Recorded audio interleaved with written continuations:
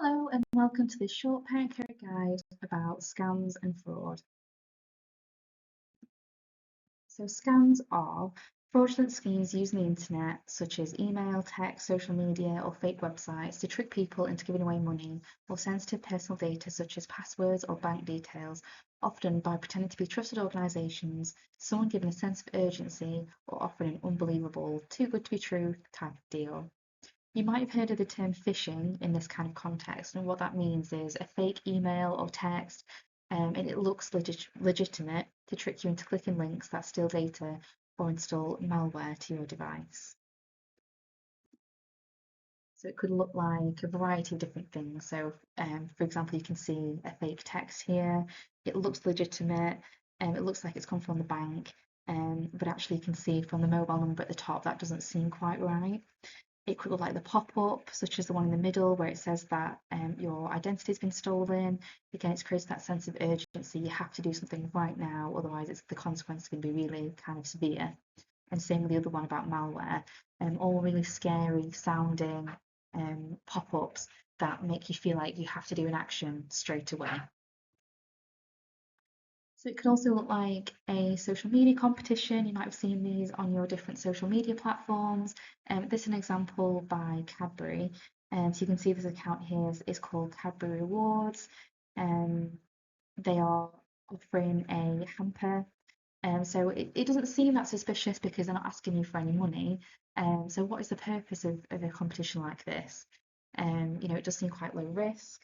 You're not necessarily going to expect to hear back from this either. You know that lots of people might be entering this competition, so if you don't hear back to hear that you've won, that's not going to ring an alarm bell for you.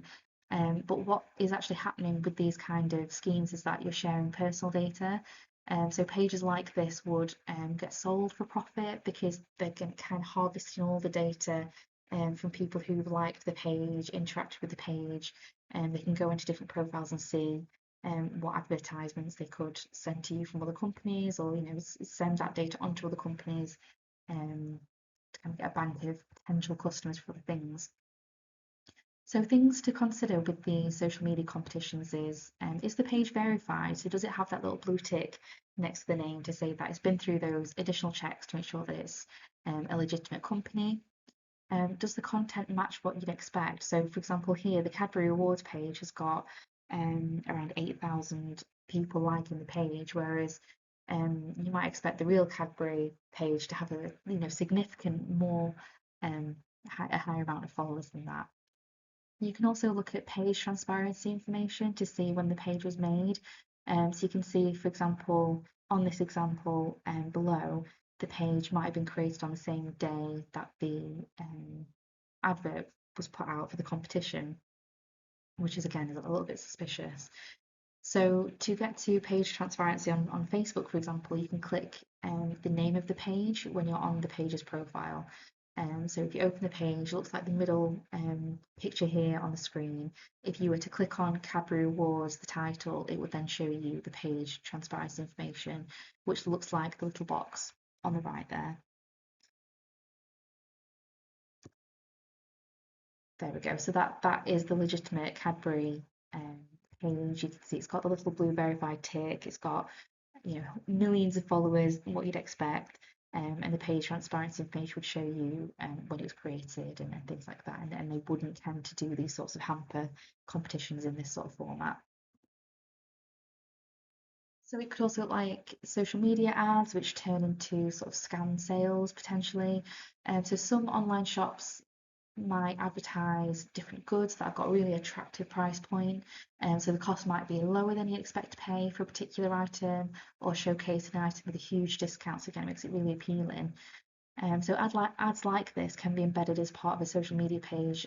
I've used Pinterest for the example below.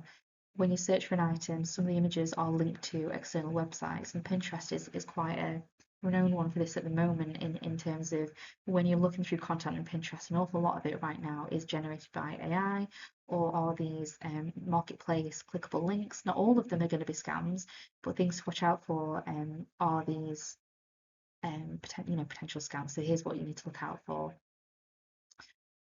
So although the website may be legitimate as selling items, the item you receive might not look like the photo when it arrives. It could be made from cheaper materials that are just not worth the amount that you paid. Another possibility is that the item might never arrive at all. It's a complete scam just to get your money.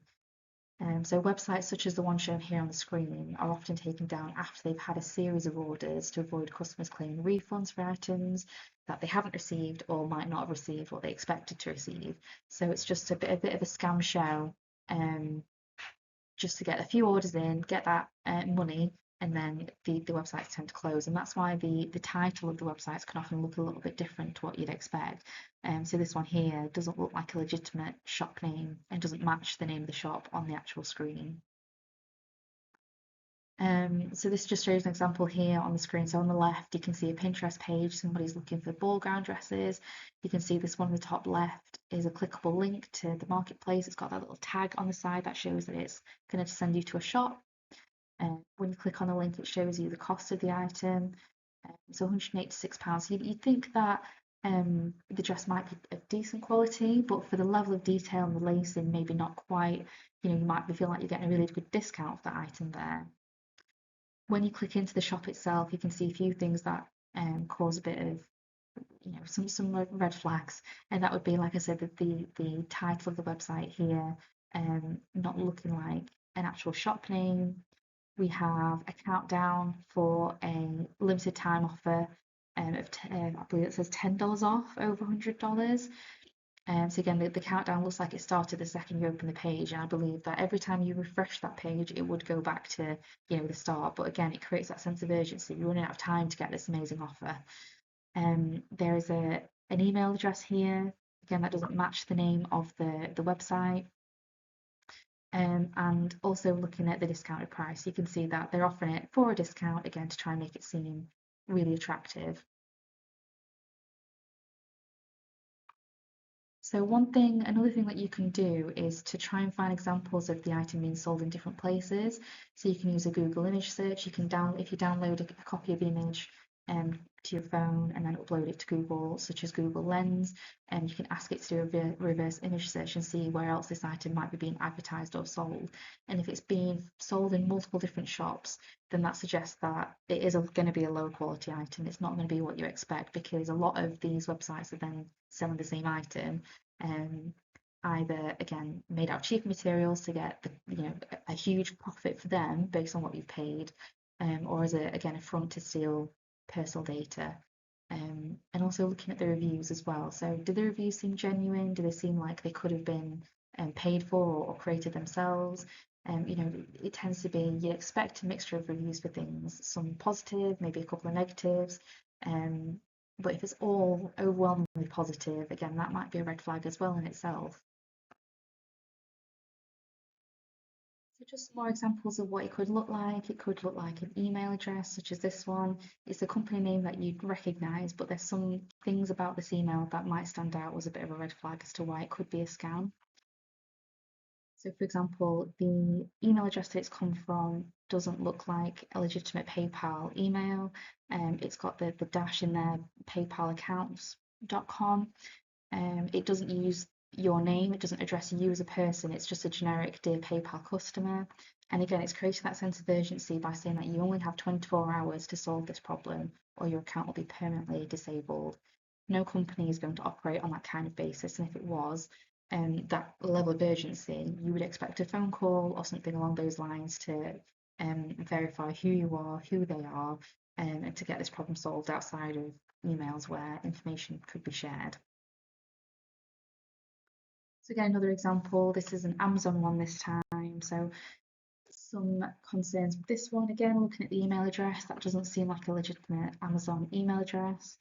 And it's asking you to verify or update your payment details. Again, quite an obvious one this time around, as to why this doesn't seem quite right. So it could also look like text messages. So for example, looking at the Vodafone one, again, it's that kind of urgency around, if you don't do this, you could lose your phone contract. But looking at the link, the O in Vodafone doesn't look quite right. Again, the link just doesn't sit as you'd expect it to look. With the FedEx package, you don't always know when you're expecting a parcel, maybe. You think it could be an accident or it's been sent to the wrong person. You could just click on the link quite easily and see, more information, see if it is something that you're expecting or not expecting. But again, it wouldn't come from like an unknown number as this example shows here. The HMRC refund, again, it sounds a little bit too good to be true. You get a tax refund of £276. It sounds amazing. Wouldn't we all like that? However, it is a bit suspicious that you would get a text like this rather than an official email or letter to explain the refund and its purpose and where it's come from. The other example with Sue, so she specialises in achieving 95% and higher in billing and can save you money. So again, it sounds like a really good offer, something that um, could be really beneficial to you if it was legitimate.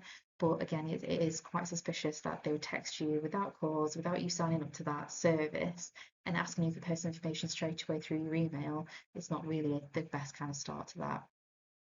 And then the final example, this person needs to get Amazon gift cards for cancer patients, so a bit of an emotional tug there.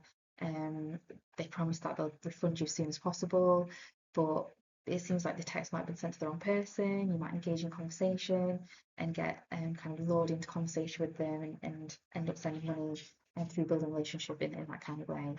So again, just things to look out for through text messages.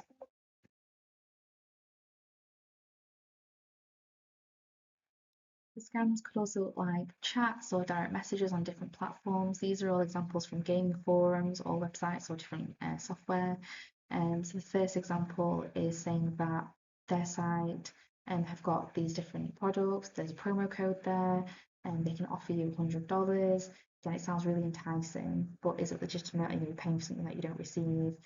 Or is it going to be a scam and they're going to steal your financial information? Another example, they're a friend of a friend, they want to interact with you further, they want your details to be able to connect with you. And the final example is somebody who is saying that they've spotted through this website that your account is really valuable and would like to purchase it off you. But again, there's no real way to check that that's legitimate or not. And there's reasons as to why you would do that. Would you get the payment after you've shared your account details and all your accounts gone, and your games and everything that you've purchased have gone to this person, and you don't actually receive that money in return? So lots of different ways through gaming platforms and things like that, through these chat messages, things to look out for with scams. So what can we do? So here are some top tips on supporting your young person to stay safe from online scams. So the first one's just to check in regularly.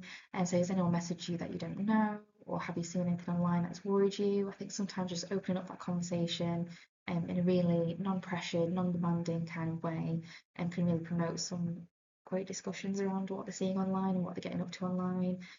Sometimes it's easier to chat about these things if it's not like a formal sit down conversation. It could be that you're already chatting about something else, you're on a walk, you're driving in the car, and you just can casually bring it up in conversation.